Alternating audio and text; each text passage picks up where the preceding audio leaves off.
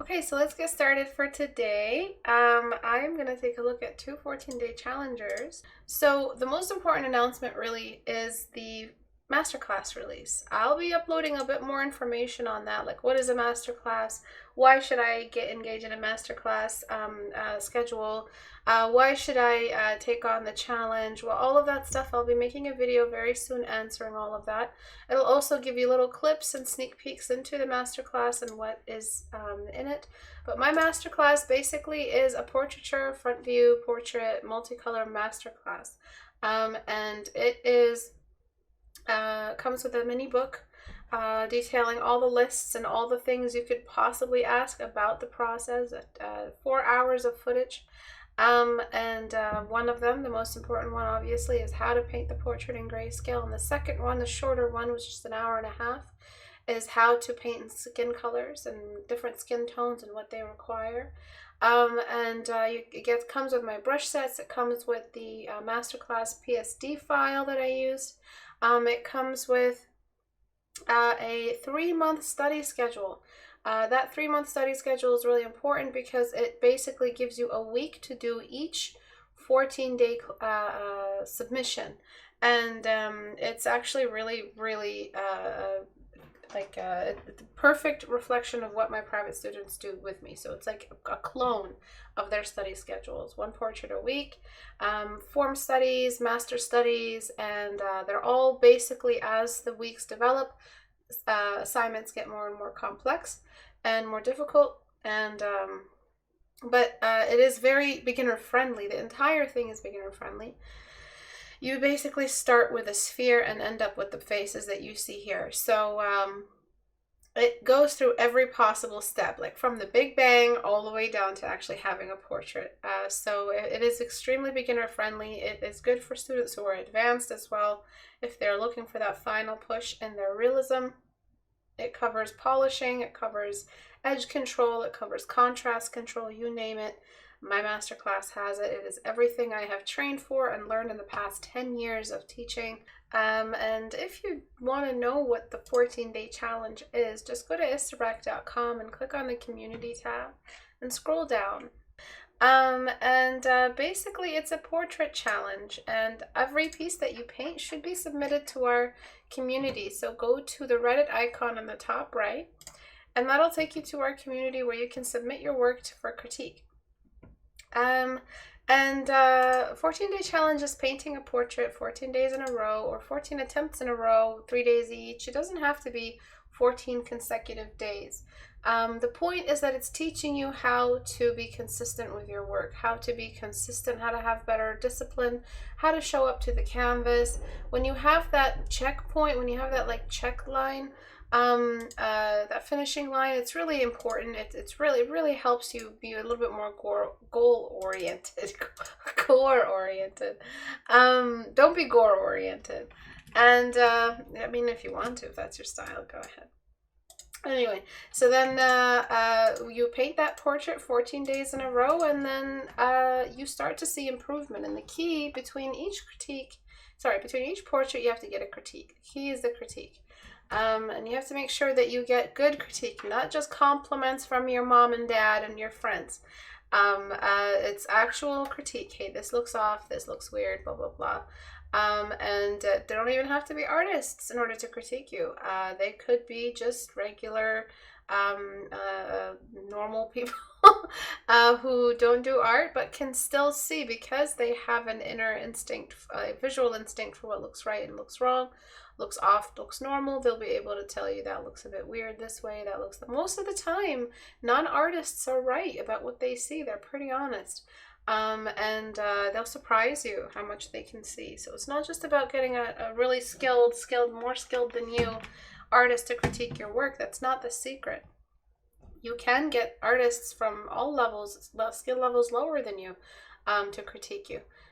There's absolutely nothing wrong with that. And people sometimes just see something you don't. And sometimes they'll see something, most of the time, they'll see something a more skilled artist didn't see. So, and the more you discuss and the more you critique other people on the community, the more you'll get critiques back. Let's get started on today's class. So these are two 14-day challengers at two very different levels in their journey. Let's cross-examine them and talk about what one has, what the other doesn't have, and how it doesn't matter what skill you are or where you are in your journey. Sometimes you just don't have someone who you believe is less skilled than you. You just don't have what they have, or sometimes you guys are both extremes of the same mistake, or sometimes that's why working in a community is so exceptional. It's amazing. It changes your experience of art completely. If you're an artist with no community, it's like it just doesn't make sense. An artist should always have a community, in my opinion, especially a student. And the reason is that you don't know what you don't know until you see others do it, and then you don't know that you didn't know it until you saw it. So the very art of knowing anything about not even knowing, like I know it's a bit of a riddle, but it all comes from community, being able to know what you don't know and how to get there, and to know that you never even were thinking about that level of anatomy or edge work or contrast or whatnot. Terminology you were completely oblivious to, habits you were oblivious to. The 14-day challenge is like an x-ray of your mind, of your art. That's why every student who books with me, I make them go through at least 3 installments, 5 installments of the 14-day challenge portrait. Even if they don't even want to do portraits and they didn't apply to do portraits, we do the environments they applied for or the character design, but portraits are a staple assignment no matter what their chosen topic is. It's an added homework. Because the portrait is the perfect representation of what they know and don't know about form and light on form and form theory. So before we get into form theory, there's different layers obviously to painting a portrait. There's the anatomy layers, and then there's the form layers. So form, just because you studied how a fold works doesn't mean you understand human anatomy. Do you understand what I mean? So just because you're on day 13 and you have great values and things are really well blended and you got great blocks doesn't mean that you would have seen that problem with the head size. That head was extremely small and the other one was extremely big. I wouldn't say extremely, but yeah, they were pretty off. They were on the other opposite ends of the spectrum. So first, basically how to make a head look proportionate. It's just the half of the head size below the eyes, I would say, or below the eye line down here. So just around the ear eye line, you want to just duplicate the rest of the head size without the chin. The other thing that I've noticed between both of you guys is one of you has eyes looking down and one of you has eyes looking up. So let's talk about that really quickly. How to make eyes look like they're just looking forward. Well, get them to sit in a point where they are in between the line of the inner and outer corner of the eye. The eye, if we were to draw a line between this corner and this corner, it should cut across. All right, but where the eyes were before is that they were above that line. Look at the line between the inner and outer corner. The eye is above that line, and now it's below that line, or on that line. Below that line means she's looking down. So I'm just gonna try to make them look a bit more symmetrical, and then to make them look like they're looking at the front, you know, just at us, focused and all that, we're just gonna cross the eyes slightly. And then I'm just going to tuck in those inner corners of the eye, which were very, very droopy or floopy. They were just a little bit kind of like a balloon that was losing its air. Like they were just, like they were just, like you can see, they were just stretching away from the eye. All right. And let's take a look at the changes now. So before, well, let me try to get it to where we were. All right, before, after. Before, looking down, mouth was low, after. And then the chin, now that I've moved the face around, the chin can probably get some symmetry as well and get tucked back up. And then for this guy, same thing. The eyes are looking down, but now the line between the eyes, inner corner and outer corner, is beneath the eyeball, that the pupil and the iris, are beneath. So now I'm raising them so that they cut clean across in the middle. And that's how you make eyes look like they're looking forward in your images. You guys have a lot of issues keeping eyes looking in the right direction. The whites of the eyes, so this is what I mean, by the way, inner corner, outer corner, the eye should cut clean across the middle of the two. All right, if it's beneath slightly, if it's above slightly, that's when you have them looking in the wrong direction. And then we've got the whites of the eyes, which are extremely dark. Just because you're painting a dark-skinned person does not mean the whites of the eyes also darken. There is a slight pigmentation in the whites of the eyes of an African, deeply African skin tone versus, let's say, a white northerner Russian ethnicity. There is a difference. They're slightly more yellow and slightly darker on the edges. Even the pink gums may be darker for an African person. But definitely not so much that it looks bloodshot. Bloodshot is bloodshot. It doesn't matter. And the whites of the eyes are usually white no matter what we're talking about. So generally make them brighter than the nearby skin. If you made them as dark as you did before, it just looks demonic. You know what I'm saying? So we've got, where are you? Merge down.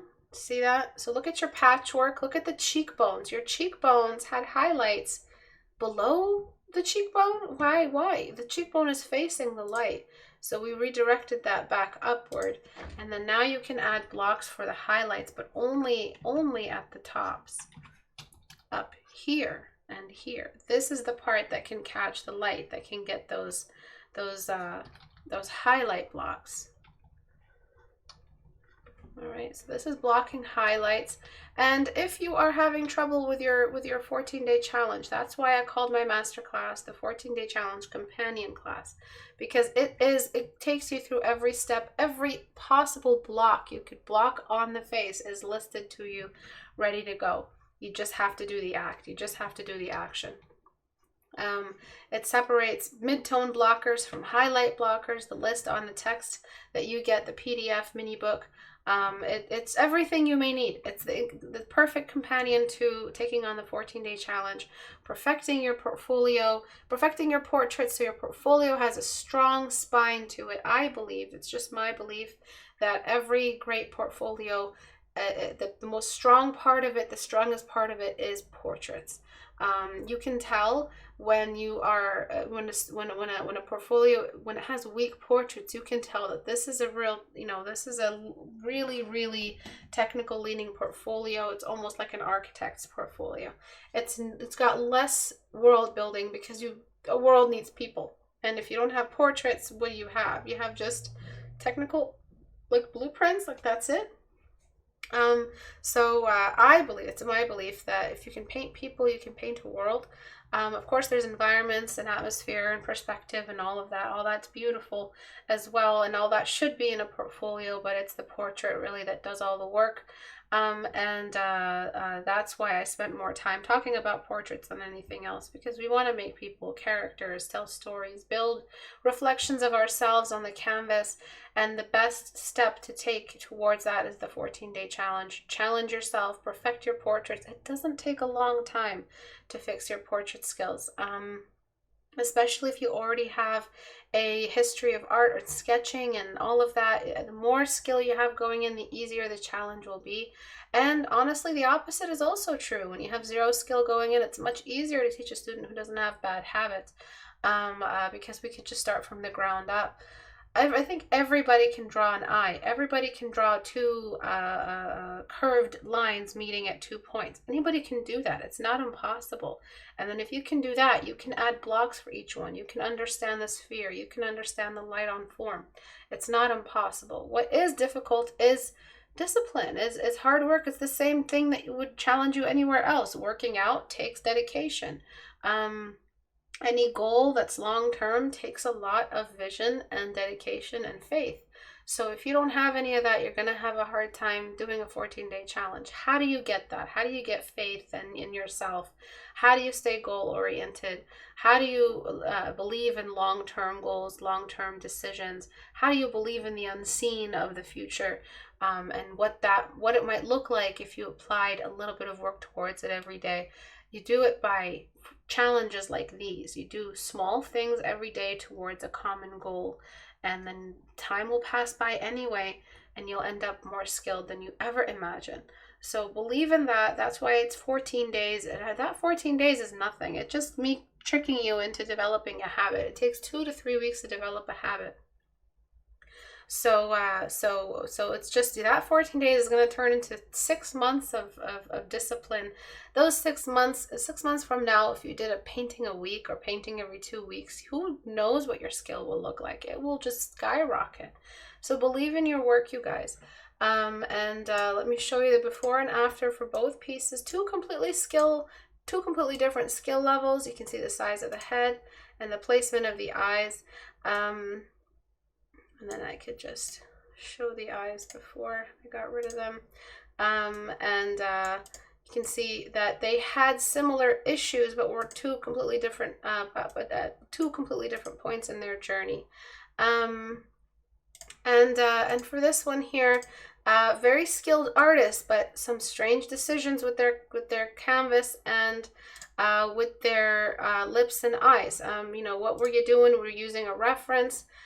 So before, after, you're not a far jump away from having more believable form. I really recommend you revisit the form studies. Form studies are not beneath you. Form studies are above you. They will always be the god of your life. Studying the core shadow, studying the cylinder, you will never shake that off. You will never at any point paint a face that's realistic or paint a realistic space that doesn't have core shadows. There is no skill level that no longer needs core shadows. Write that back to me. Core shadows will be in your life forever, just as they are in our lives everywhere we look. I look here, my glasses are casting a shadow. My lint roller has a core shadow in the cylinder. They will always be there. There will always be required. So how do you expect to shake off form studies or think that form studies are beneath you? They are not. You will always need them. And I encourage you to do more form studies because you had issues with your form, the top half, lower half, all of that. Both of you guys should use it. Congratulations on starting and almost finishing your 14-day challenge. Don't flake. Don't stop. Don't forget about it. Don't change your goals. I mean, everybody changes goals, but believe in this. If you don't want to do art, don't do it. But just try to finish this 14-day challenge because it teaches you discipline everywhere in your life. It teaches you how to work harder and give it your all and be consistent in many aspects of your life. It's like the secret to getting better. Every person who's done one has improved. There's no way you'll do a 14-day challenge and go backward. You're only going to get better. You're only going to have more skill at the end of it. And if you are interested in attempting the 14-day challenge with my masterclass, just go to istebrak.com/store. You click on this, it'll take you to the Gumroad. And then on the Gumroad, you can click on the item and it'll explain everything that is on the masterclass. So 2.5 hours of beginner-friendly, comprehensive grayscale portrait, color, 7,000 words textual instruction, pre-made portrait template. So if you guys are want to try a different kind of face alongside the tutorial, I pre-made some templates for you. I will update those and add more as time passes. Custom brushes, all the brushes that I use, so you can't say, oh, I didn't have the same brushes, so I can't duplicate what you did. You have my exact brushes on Photoshop. And a 3-month study schedule, as I mentioned, and all PSDs. More stuff is coming, more updates. I've already updated it twice for different little errors I found here and there. If you find any kind of errors and stuff like that, message me on Instagram. My Instagram is just Istebrak. And I'll update it as soon as possible, and leave behind some ratings. I would love to see what you guys think. Is there something that you want to change? Is there something that you feel like it's missing? Please let me know. That all of that helps me make a better product for you guys. Thank you to everyone who's purchased it. And soon I will have a 3/4 view masterclass, which is a lot more difficult to create because it's more perspective and more instruction. That will be out sometime soon. Maybe next year, maybe by the end of this year. And of course, there's the male to female or female to male, or comparing the two together, which might be added to this masterclass. So if you already bought this one, you might also just get that free video added to it in time. If you want to submit your work for Critique Hour, go to istebrak.com and click on the Reddit icon here. That'll take you to our subreddit, which is where I pulled all the work that I looked at today, including the 14-day challengers that I saw. So please make sure you guys are joining the community. If you learned something today, please consider joining as $1 on Patreon as a watcher. It's just a way to keep the community alive for years to come, to keep it independent. If everybody joins as a $1 patron, really I don't have to worry about views anymore or anything like that. And Patreon will be where I announce most of my meets, streams, all of that. And I'll let you guys go. Thank you everyone for coming today. I'll see you guys next Tuesday at 5 p.m. Eastern time. The 17th onward, I'm not sure until when I'm on vacation. Actual vacation, not staycation. It will be actual vacationing. And I'll be out of the house, hiking and all of that fun stuff. So I will not have Critique Hour on the 21st or the 23rd, possibly 28th and 30th as well. Thank you everyone for coming. I'll see you guys next class. Bye.